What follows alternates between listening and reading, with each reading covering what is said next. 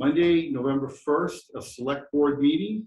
I just want to say that unfortunately our chair, Madam Chair, Cindy McNulty, is not able to make it tonight due to not feeling well. So Don Martinez, will be running the meeting. And as we always do, we hope Cindy feels well. So let's stand and honor our country by pledging allegiance. I pledge allegiance to the flag of the United States of America and to the republic for which it stands, nation under God, indivisible, with liberty and justice for all. So as we kick off the meeting tonight, go through our agenda.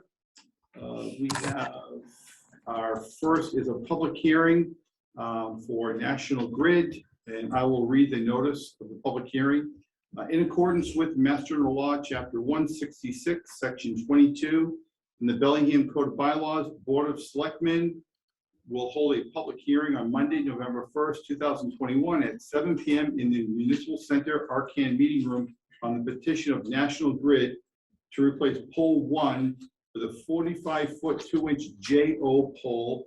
Don't know what a JO pole is, so I have to explain. With a 5-foot excess to N-grid. Attached secondary neutral at 9.5 feet from top of pole. Frame new PER, don't know what that acronym means.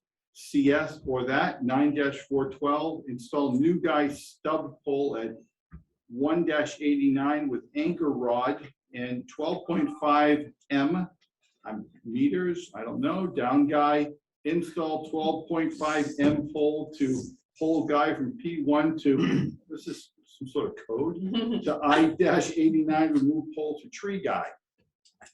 This meeting is also accessible in the public for input via Zoom online option. The link can be found on the town's website at bellinghamma.org under the virtual public meeting tab. It can also be obtained by calling the select board office. Cindy L. McNulty, Chairwoman, Donald F. Martinez, Vice Chair, Board of the Select Board. So the gentleman here online from National Grid. Yes, so Al Galvin, Design Engineer, National Grid, Hopedale office. Could you speak up? I'm sorry, I didn't catch your name. This is Al Galvin, Design Engineer, out of the Hopedale office of National Grid. Hi, Al, welcome. Hey, can you explain all of these acronyms for us and just kind of put it in layman's terms what you'd like us to do or approve tonight? Yeah, most of that is really for our crews to do the work. It's material classifications and things like that. Basically, what we're petitioning is to put this support pole in 1-89. There's a new DG solar customer at this home, and this would be at address 447 Center Street. So they're a new solar customer. So in doing that, we needed to install their own transformer and upgrade the lines on the pole line as it is currently. So basically, we're adding this 1-89 support pole to support the weight and the tension that's going to be out there, so there's no leaning or instability on the street. And the rest of that's just, while we're doing this, we're replacing a tree guy with an anchor as well, so it's stable. We don't need the tree guy anymore. And the rest of it's reconfiguring how the powers run on the secondary lines, things like that. Can you explain But the crux what a tree guy is? Sorry. What is a tree guy? It's one of those cables that goes from a pole directly into a tree to keep the pole upright. Okay. So we have an initiative as we're going along doing these jobs. We're trying to get rid of those because over time, obviously, the tree gives way and then causes instability or leaning out on the roads. So if we're going to be out there doing work anyway, we're just going to go ahead and put a support pole in with an anchor and get these tree guys out of there. So the current tree guy, is the tree, if you remove it, will the tree remain stable, or are we going to be concerned with a tree coming down in the next big storm onto the resident's home? Well, I really don't know where this is, so I'm just kind of throwing it out there. What happens with this tree if it's had a cable attached to it? And I couldn't tell you how many years, but What's the condition of the tree? But there's no change as far as the tree. We're not like cutting into the tree or anything. I mean, it was drilled into it several inches, per se, but it's not, it's not going to kill the tree or make it any worse. It's basically the tree is what it is at this point. And we're just removing that pin out of the tree.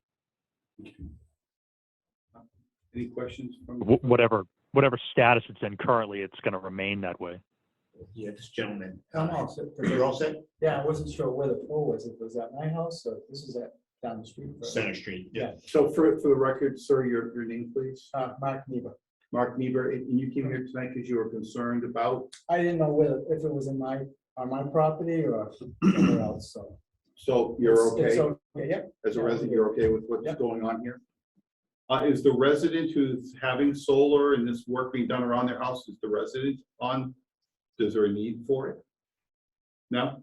Okay, so it's just a matter of just saying, okay. Yep, as long as neighbors were notified, abutters were notified, that's how, And it's right near South Main Street. It's at the top of Center. Okay, thank you. Make a motion to close the public hearing.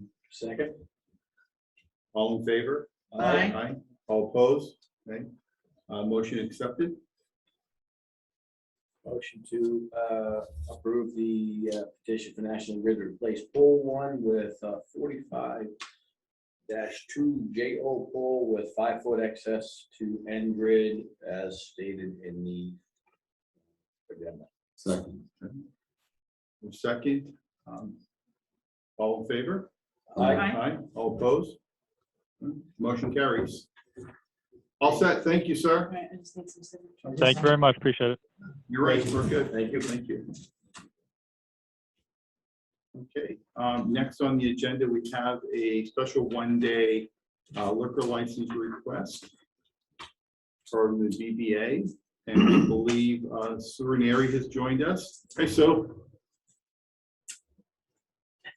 Can you hear us, Sue? I think you're muted, Sue. This is. There you Can are. you hear me? Okay. Just fine. Okay, so just if you could just kind of explain the purpose for our residents, I would greatly appreciate it. Sure. Bellingham Business Association has been doing a Taste of Bellingham event every year. And this year it's going to be at FW Webb again. And we do have restaurants in town who will be showcasing some of their food. And then we also have a few liquor store vendors who will be doing like a wine sampling and a beer sampling to go along with the food samples. Okay. I know we've done this in the past. What's the Yes. date of the event, Sue? November 10th. November 10th, thanks. Any questions from the board? I'll just say if you've never been, you should go. Yeah, absolutely. great. I have it I- very good. Absolutely. We're selling tickets $10 before the event, $15 at the door. We'd love to have you all come. Okay, great. Excellent. Great event. And it is open to the public. Okay, I'll open it up to the floor for a motion. Mr. Chairman, or Mr. Vice Chair, or Mr. Acting Chair. How do Whatever we say you want, this? or whatever. I make a motion to approve the one-day liquor license for Bellingham Business Association for November 10th, 2021. According to the hours. 6 to 6 to 8. Second? All set, all in favor? Aye. Aye. All opposed? Motion carries. Thanks, Sue. You're all set. Thank you very much. Hope to see you here. All righty. Thanks, Thank you. Sue. Have a good night. Bye. You too. Bye. All right, moving along. Stuff. Esther. Hello, everyone. Hey, Esther, thank you very much for joining tonight. Esther is joining to provide the town and with the select board an update with COVID-19. So Yeah, we've had some rising numbers in town, and I thought it was time. We haven't had Esther join us for quite some time. Obviously, she updates the Board of Health on a regular basis, and we get together once a month and have updates, but I thought it'd be good to have her come in, and now that our numbers seem to be climbing a little bit, and give us an update. Yeah, so basically, like Dennis said, the numbers are on the rise. We are seeing a number of breakthrough cases in the vaccinated population, and we're finding that those cases are people who were vaccinated very early on, or are in high-risk jobs like first responders, et cetera. So of the current cases right now, we've got 31 active confirmed cases and 8 probable cases after my hard work today. And of those cases, 10 of those are breakthrough cases. We do have quite a few of cases of kids under 12. Most of the parents I've spoken with are not forthcoming in regards to where potential exposures may have occurred. They're denying outside activities, et cetera. And just, some are outright refusing to speak with me. So that definitely poses a problem. I do ask, if I call you and ask you questions about your COVID test, please answer my questions. It goes a lot smoother, and then we can really get down to the root of the problem if there is a problem that needs to be addressed. Any questions for Esther? Just the severity of the illnesses. We know during the height of the pandemic, a lot of people were hospitalized. Are we seeing that, or is it for the most part with the breakthrough cases in particular that the illness isn't quite as severe? They're actually not very severe at all. We did have one new death reported to us over the past couple of weeks, and that was our only recently hospitalized case. So, we're not seeing a lot of hospitalizations and a lot of people who are very, very ill. They're all reporting very minor cold symptoms at this time. Esther, was that fatality a breakthrough case, or was that new? Do you know? That person was not vaccinated. Vaccinated, okay, thank you. Another question, Esther. So the people that haven't been vaccinated that are getting sick, is it just the appearance, or are the symptoms much more mild than they were during the height of the pandemic, or is it that they're able to get medicine that keeps them from getting really sick? I think it's a combination of things. Dennis, you have to take into consideration too, those who are not vaccinated and are getting COVID, it also plays into whether or not they have comorbidities, the viral load they were exposed to, et cetera. So I think it's really a loaded question, so to speak, that doesn't have one easy answer. Okay, understood. Yeah. Hi, Esther, it's Dan. Hi, Dan. Question I always ask. So of the unvaccinated cases that we have, do we have any numbers as far as people who have been infected by COVID, unvaccinated, and are now reinfected as far as cases go, or are we still not looking at those numbers? So I do not take into account people who are getting the virus again. So the numbers that I'm giving you are just, if you test positive 10 times, you're only in there as 1. So, Does that? and you don't have to answer this, but I'm going to ask the question. Do you think there's a reason that we're not looking into the fact that natural immunity, based on certain studies, haven't been reinfected as much as breakthrough cases of vaccinated people? Don't even bother answering it. I'm going to ask a question, but I don't want to put you on the spot. But No, you're not putting me on the spot. The problem is, Dan, is we don't have the answers to that. And unfortunately, I don't have a magic wand that can give us those answers and can tell us exactly what our natural immunity is going to be. However, I can tell you the people that have had COVID, they are getting it again within that 6-month time frame. There are people who are testing positive again within that 6-month time frame. So Esther, is there any science or any research on those that are getting COVID again? Were these individuals vaccinated, or did they decide not to vaccinate because they thought they had natural immunity because they had COVID? So I would say there's a good portion, I'm sorry, I don't have the numbers in front of me, of people who decide to get vaccinated, and they get vaccinated because they were very, very ill. The people that I'm finding getting vaccinated after having COVID are the ones who were hospitalized and who have lost family members due to severe COVID cases. Those are the people who are getting vaccinated from that population. Esther, we've seen Ashland and Hopkinton touted for their percentage of vaccination. What is ours? You know what? I don't know that number off the top of my head. I'm sorry, I didn't know there was going to be a quiz about that. And honestly, I didn't have the time to check the vaccination website before I hopped on.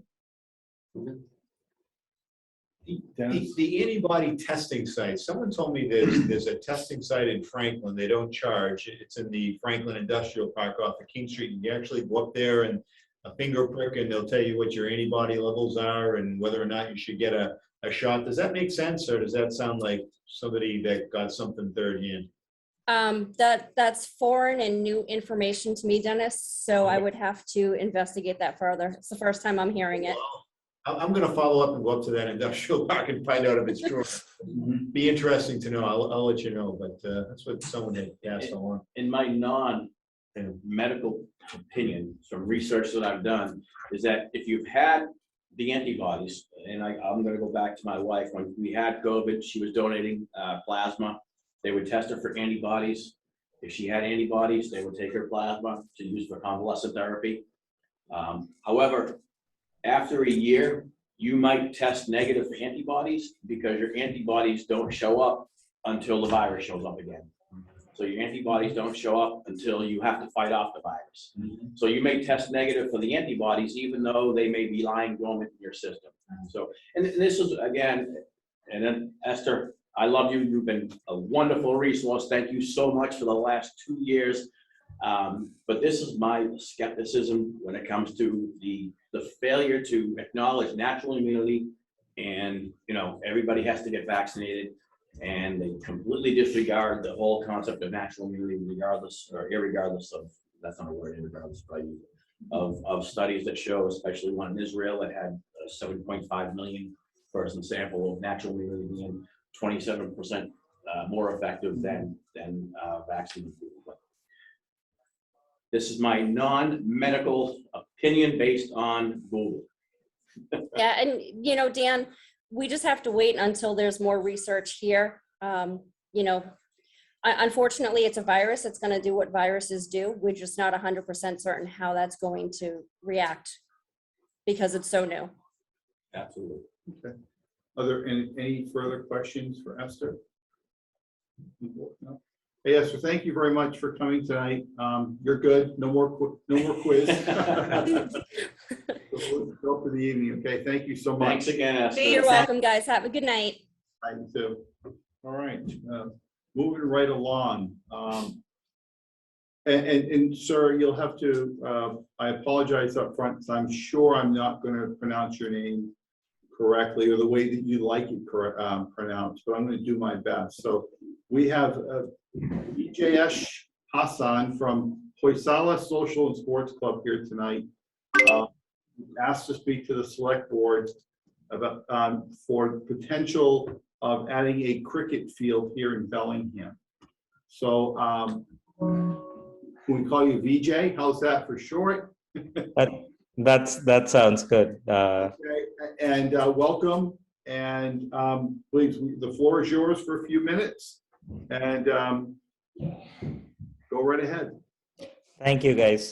Thanks for the opportunity to be here and present the idea or the concept for having a cricket field in the town of Bellingham. To give a brief introduction, I'm Vijesh. I'm the Vice President of Mass State Cricket League. I am the founder of Hoysala Social and Sports Club, which is a non-profit organization which works for promotion of cricket and also social events. I'm also the youth coordinator for USA Cricket, which is the national governing body for the New England region. And primarily, we are working on trying to promote the game of cricket across New England region. And one of the initiatives is next year, we are trying to bring in a national level youth tournament over here in Massachusetts area. And then we have a couple of infrastructure built in the Metro West region in Ashland and Hopkinton area. So I'm reaching out to the towns nearby to see if we can build the infrastructure to support a huge cause or a tournament that is going to propel the game in this particular region. We are expecting around 94 teams and 1,000 plus people to attend that event once we can promise the infrastructure back to the governing body and can get them on board to host the game over in the region. Okay.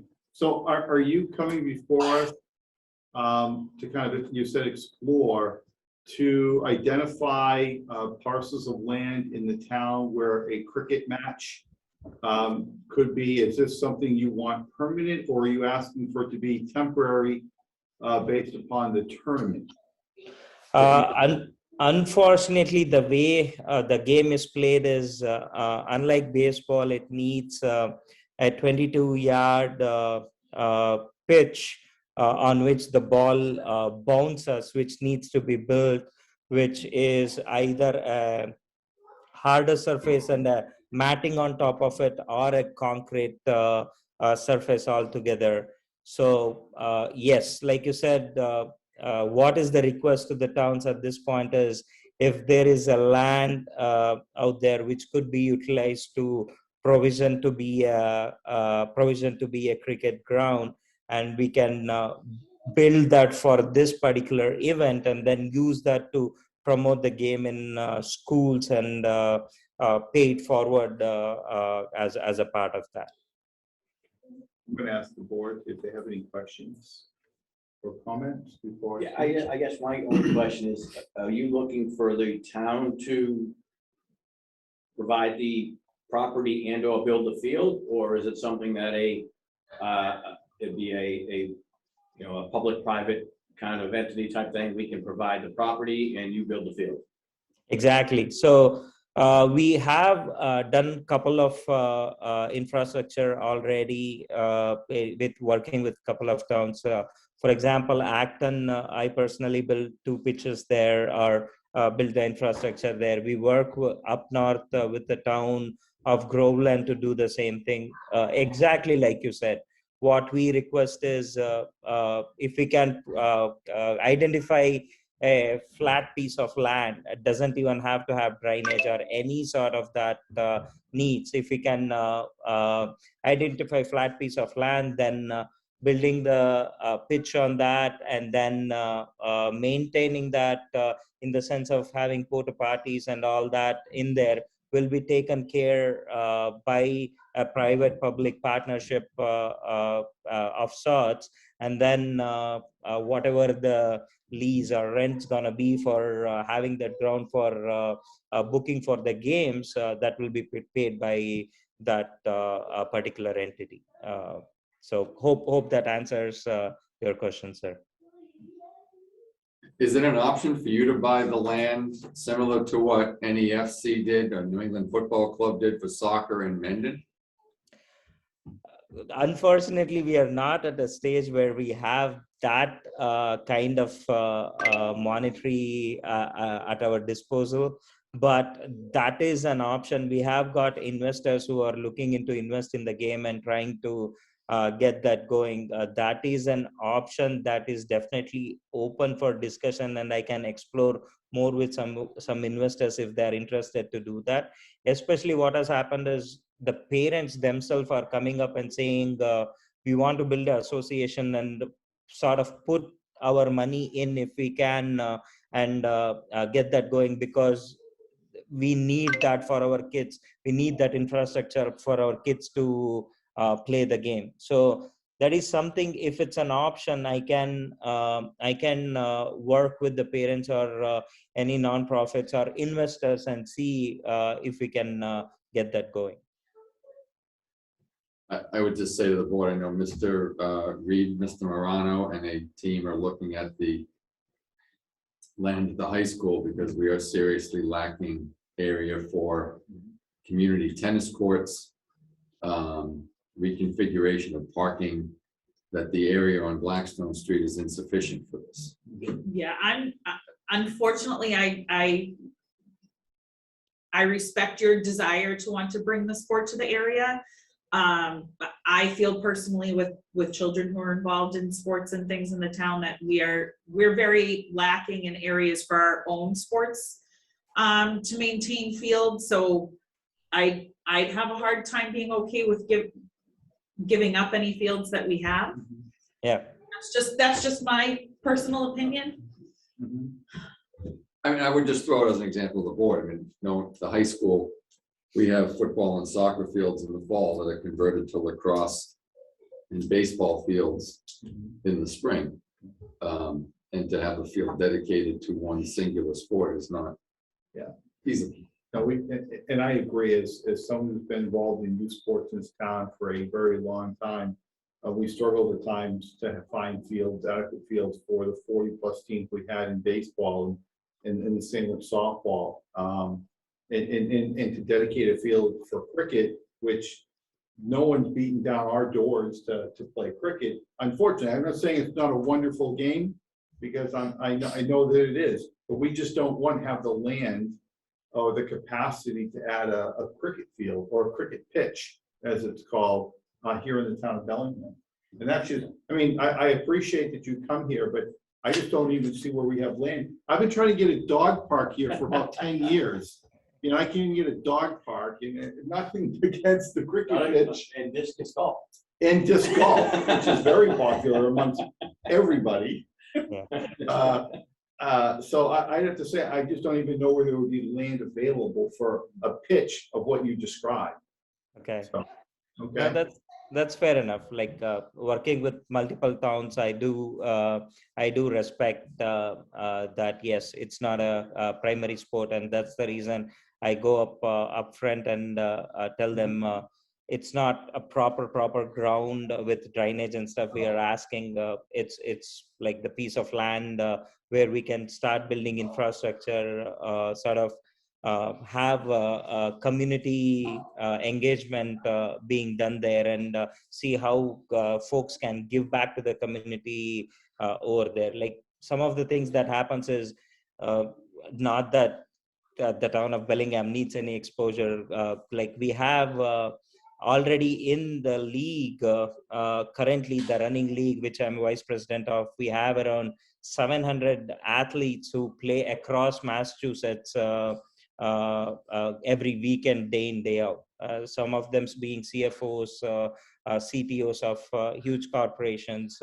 So we try to see how we can work with the communities too, and what we can give back in terms of how we engage with the towns and how we get that done. For example, with Acton, we made sure some of either their fairs or stuff being there, events being worked on there, whether it is South Asian community or otherwise, we engage in that. In Rentham, there is a fairground where they have infrastructure. There is a Crackle Barrel Fair that happens. There is a huge community out done there to work with that, and also the rehabilitation center beside the infrastructure. So do keep us in mind. I understand what you're saying, absolutely. Do keep us in mind. Just trying to get the game forward, if we can engage with the community, and just on the path, if we can take the game as another initiative that we can pay forward, that would be great for us. Well, thank you very much for your time. Thanks for coming before the board. Any further questions? I don't see any. So thank you very much. Have a good evening, and best of luck. Best of luck. Thank you. All right, Thank take you care. so much. Bye. All right, on to other business. Larry? Well, Larry's coming before the board to discuss the re-precincting here in Bellingham. Hey, Larry. Oh, no, because I'm doing over there. What's that? I'm gonna go over here. Oh, okay. To the max. Yeah. Do we have a, do we have actually, somehow show it? All right. Okay, you adjust that? Yeah. Yeah.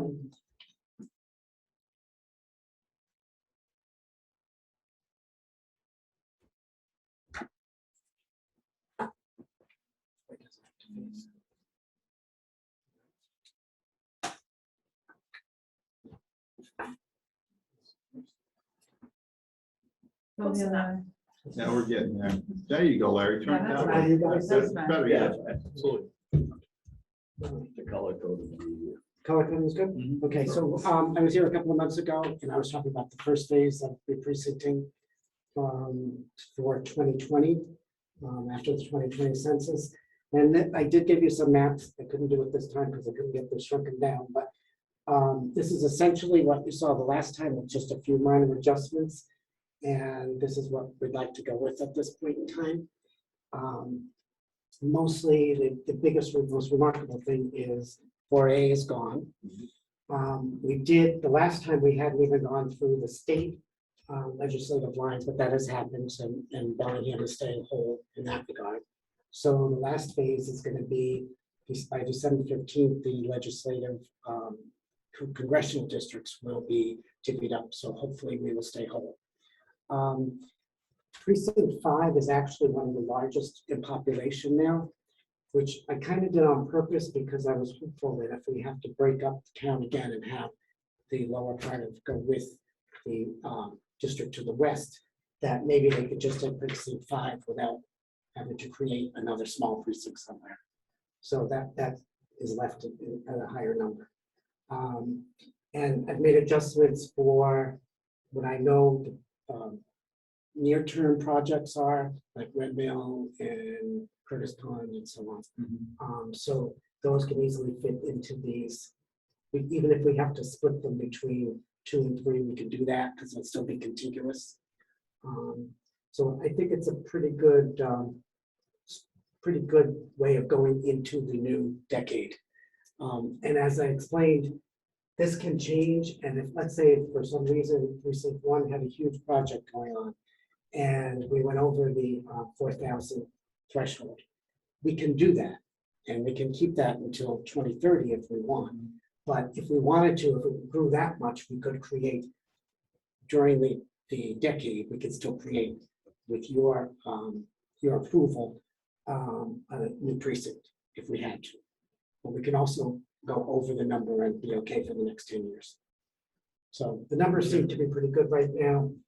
This shows the variance. We're within the threshold, and also they're all within a couple hundred of each other, and that's kind of based on this one being a larger one in case it needs to go. Any questions from the board? No, I took a look at it when I came in. So just going back to the congressional, I know that's why we kind of established 4A because of the congressional. Yeah. So we may have to face that again Possibly. if they, all right.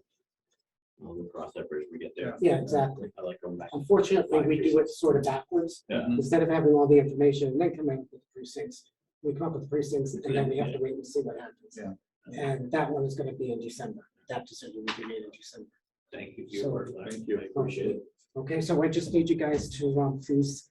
We make a So what do we motion. need, so what do we need, Hillary? Just a motion to approve? Yeah, And that's. I can say a motion to approve the precincts as presented. Yeah. So moved, so moved. A Second. second from the floor. Any questions or comments? All in favor? Aye. Aye, all opposed?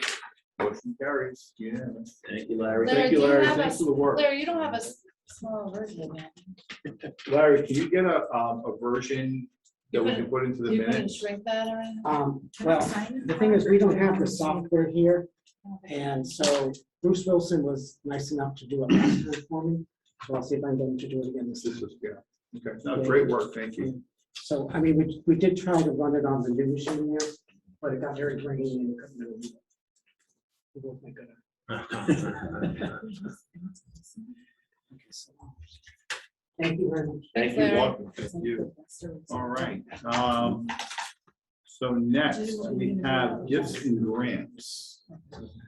Under Mass General Law, Chapter 44, Section 53A, I recommend that we approve the amount of $55,942 from the Mass State 911 Department used by the police department. Second. We have a first by Mr. Connor, second by Mr. Spencer. All in favor? Aye. All opposed? Motion carries. That's a good Unanimously. grant. That really is. All right, next, St. Brendan's request for common vic. Yep, they're for just having annual fall their, fair. yeah, they're just having their annual fall fair and they prepare food and eat at the events. Mm-hmm. They need to have a common vic license. Motion to approve common vic for St. Brendan's Parish, waive fee. Second. Second by Mr. Spencer. Any questions? No? All in favor? Aye. Aye. All opposed? Motion carries. All right. I think I'm looking here. I think we're on to old business. Any old business? No, we got Minutes. minutes. Oh, you know why? I've lost my thing. That's why. Sorry. Here we go. I got it. Yeah, I got it. Motion to approve the minutes for October 18th, 2021. Second. You get that, Troy? Yeah. First and second. Any questions? No? All in favor? Aye. All opposed? Motion to approve October 4th minutes. Second. Sorry, I'm signing. Any questions? Dan? No? All in favor? Aye. Aye. All opposed? Motion carries. See. Got it, right? Town planner update. I think Town planner update. Just to let you know that we continue the search. Jim continues to work with us remotely.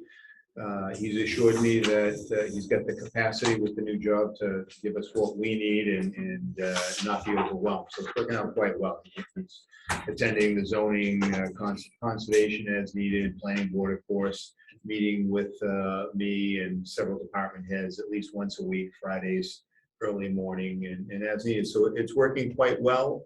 We did have a candidate in mind. It didn't work out, but we're going to be back at the search. I think we're as I've said before, we're in the good position where there isn't instability in that office. It is stable. Amy does a great job. Jim's administrative assistant, or the planning administrative assistant, does a great job, and Jim is available on an ongoing and regular basis. So I think he's enjoying staying in the loop, actually, he told me. So it's working out well right now. But we want to find the right fit, and when we do, we'll certainly bring that person forward. Are you looking for different candidates? Are you going back to the drawing board of those who have already submitted resumes or? Re-advertising, so hopefully we can see who else is out there. Good. Yeah. Any other questions? The town planner update? No? Old business? Any old business? Any new business? Dennis, you have any new business? Town administrator's report. Circles right back to me. All right, I was waiting, okay. Senior tax work-off, we don't have that information for you tonight, but we'll have it at the next meeting. As you know, the new year doesn't start till the 1st of December, so we will have a good review of where we're at and what the board's proposal was last time, so information for you on that. We've had an ongoing issue, as you know. The planning board has approved projects, Victory Packaging, the Campanelli project with Amazon, and we continue to have trucks going up High Street getting stuck, having issues. Lee Rolls has suggested some additional signage, but I don't know if it's not seeing the signage. We're certainly going to look at repositioning maybe some larger signs, but one of the neighboring towns, Hopkinton, was able to get a trucking exclusion on a road similar to High Street, and I think it makes sense for us to take a look at that and see if we can't post it for no trucking. One of the thresholds is you have to be able to demonstrate that trucks over a certain tonnage. I forget what the actual tonnage is, but large trucks provide less than 5% of the total volume on a street, which is a very, very low threshold, a hard threshold, and it should be, because you want to be able to demonstrate that it's not suitable for trucks. And any tractor trailer trucks, and that's what we're talking about, is tractor trailer trucks that go down there, other than, and the exclusion doesn't apply to, like, for business within the street, like a moving truck or something like that. So what I wanted to do was take a look at that. I know we've always said truck exclusions can't be permitted. They're very difficult to permit, and they are. We tried on Blackstone Street at one point in time, and when you think of Blackstone Street, certainly more than 5% of the vehicle traffic there is large-scale trucks, much like when we talked about Grove Street a couple weeks ago. There are large trucks that travel Grove Street because it's a cut through. It's just this particular street, what ends up happening is, and if you talk to Sergeant Rose, he'll tell you, is occasionally trucks think they can get up there because their GPS tells them. GPS does update, by the way, to these trucking solutions, so that'd be a good thing. But the GPS sends them that way, and even though the street is marked, they think they can make it anyway, and oftentimes they get stuck. So just throwing it out there for conversation. I think it makes sense, and we talked with the people at Victory as well as the office park there, the new office park, and they're doing their part. They're trying. They're talking with their truckers about, but a lot of times these trucks are privately contracted for deliveries and whatnot. So I think it's the next best option at this point in time. We haven't pursued a trucking exclusion. Why can't we, if a truck were to turn left coming out of Amazon, have a significant fine if stopped by the police? It's more coming in off of 126. I was coming back from golf the other day, a tractor trailer turned left right in front of me. To come down High Street from Amazon? Not to come high, had to come down Maple. Taking a left, see, out of Amazon, that's Went another left problem. towards 126? Yes. Okay, yeah, they shouldn't be doing that. But who institutes the dollar value of the I'll of the certainly fine? I'll certainly take a look. Because at if we had that. a $1,000 fine for every time it happened, Yeah. it would pay for the police officer that was sitting there to monitor it. So it's interesting, all during those conversations, and people know that I was very much involved. That was one of the things that I brought up to the planning board over and over again. And they put that, piece of median in the middle. Does And they make it did- difficult. But it makes it difficult, but not that difficult, where they can. You can see that they And drove they over drive it. over it, They're- and they're ready. we said this Oh, is the just, vans drive over it all the time too. It doesn't Yeah. do anything. Yeah. it's just gonna happen, Yeah. no matter what you do. And a few weeks ago, we had the same issue with Victory, where, somebody took a left out of Victory. It was a massive truck. And actually, I think I mentioned this, and it ruined the curb. And I talked to the general manager there, and he thanked me, and he said that they're doing their best to police everything. But it's, sometimes they have new drivers, sometimes they have contractors, like you said. It's just really difficult to police. I'll take a look at the fine issue and see what we can do there. The reason I bring up High Street is because it's just a street that we've had to respond to assist these truckers when they get stuck to get out of there, help them in the back. Can't make a three-point turn, you shouldn't be on the street. It's really, yeah, it's interesting. Well, and a lot of, sometimes I drive a bigger SUV, and even myself on High Street, I have to pull over and wait for cars to go by me. And my Tahoe, I can't even imagine an 18-wheeler with another car coming the other. So I know this is a crazy thought. I'm just gonna throw it out there. And I was driving through a few months ago in Pawtucket, Rhode Island, and I was going to Rehoboth, where my daughter got married, and we were going down there. And you're driving down, and they have signs, and they have lights and cameras, and it says that if you exceed 20 miles an hour, they're gonna take your picture, and you're gonna get a ticket. Well, I didn't get a ticket, but someone in my family did, and they got a mail with a photograph of their vehicle and their license plate, a $50 fine. And I'm not saying we should do that, but to what Mr. Connor's saying is that if we worked with Victor, if we worked with these others, listen, we're gonna take photographs. If you guys take lefts, you're gonna get fined. And I don't know what it took for the city of Pawtucket to enforce this, but you can't fight it. The signs are everywhere, and the cameras are there, and they do their job. And I'm not advocating, we're doing this on every street corner, but in cases like this, and I did. I remember when Mr. Cupper was here. So why can't we just have a big fine? And it really never got a response. I thought that would take too much. Yeah. And I've gotten one of those tickets in New Jersey, so. so you know what I'm talking to. So because you went through a toll booth? No, right on red without them coming to a complete stop. I got one in DC. They happen. Those cameras are everywhere. They're everywhere. And literally, and there's signs Was It it was $200? a school district. All you have to do is right on- advertise and it was a weekend. traffic enforcement with cameras. It wasn't even during school So hours. it's it was a certainly- weekend. certainly I'd like to something we find out, can, we could look into. From a town in a state, does something like this have to be approved at town meeting? Love to find out, maybe you can talk to our town council. Well, and the cost of it too, because, Yeah.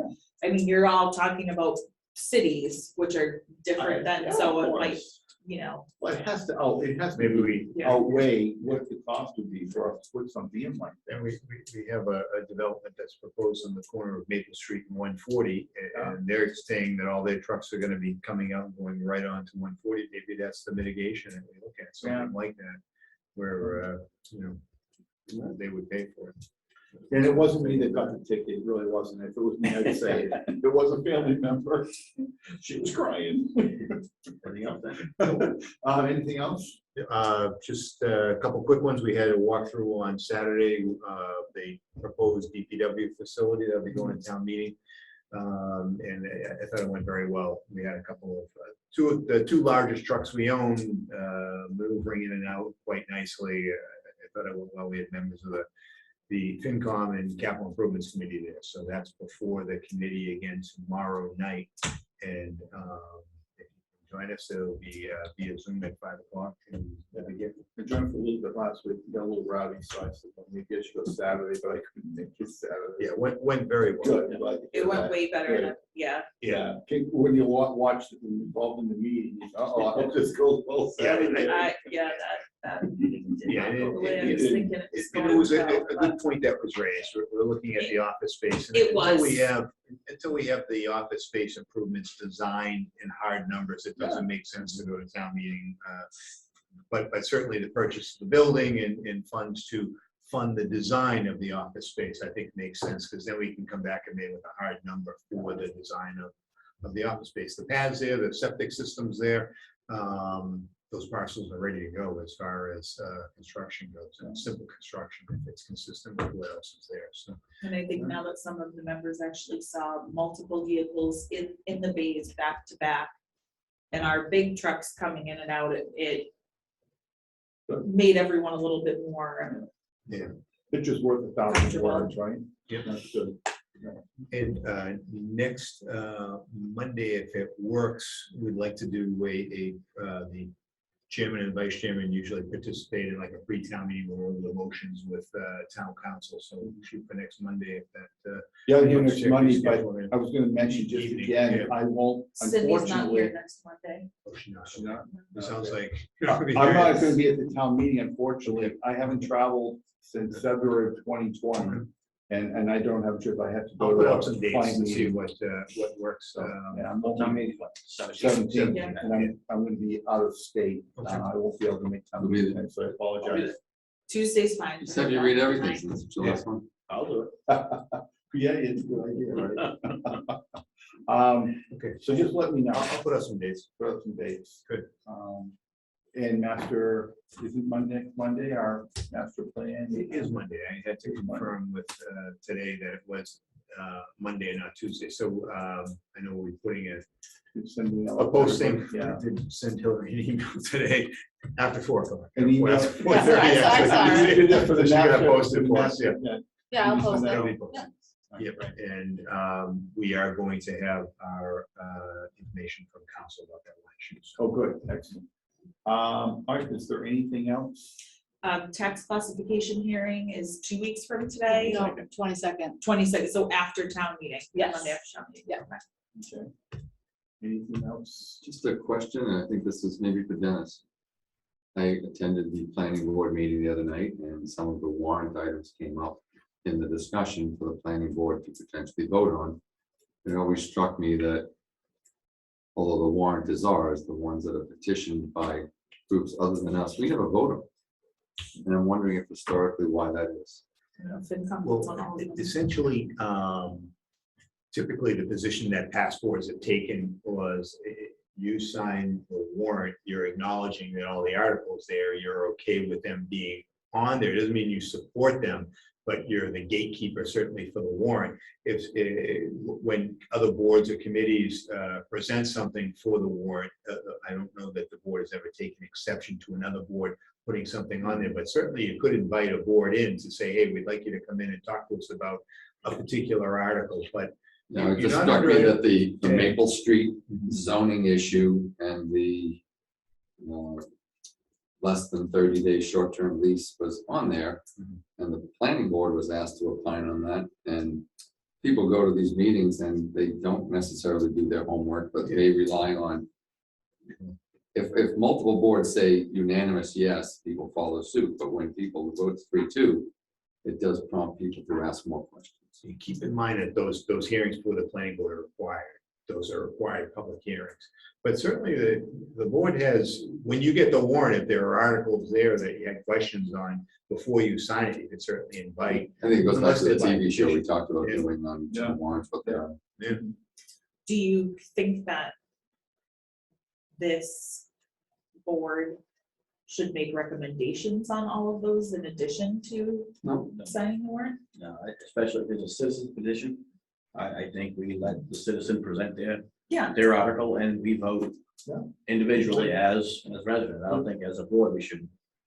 I think that kind of, convolutes the whole thing. Well, is it kind of already implied if we've signed the warrant that No, we're in we support allow it to of go on there. Well, That's all it is. them being allowed to? be on the Yeah, warrant? you're allowed, we're just saying, yes, but it's almost like a 2.5 override. Yeah. We're not saying yes or no, we're just saying, present your case. Well, that was when Mrs. Pizarro came before, was talking about the whole, I was like, I really didn't even want to sign the warrant because of that, I wanted to understand. But again, it was a town thing, we got enough signatures to be on the warrant, and it's just our job to say, okay, let them present to the town meeting. Yeah, Right. yeah. Theoretically, if it didn't have this, if someone wants to make absolute certain that their article is gonna go on that warrant, regardless of what the select board thinks, they've gotta get the signatures. Right. But typically, when a board presents one, the select board's allowed to go on. No one's ever Right. put forward anything that would need that. That's, Anything else? All right, so one last thing, I just want to say hello to some special guests that are watching this evening. If you're still awake, and I hope you go to bed soon, to my grandchildren, Austin and Miles, were at my house. They decided they would watch TV to see their grandfather, and I sit here, so just wanted to say hello. Now that we've satisfied the agenda, Motion to adjourn. motion to adjourn. Second, all in favor? Aye. Aye. All opposed? All right. Good night, everybody. It is 7:53.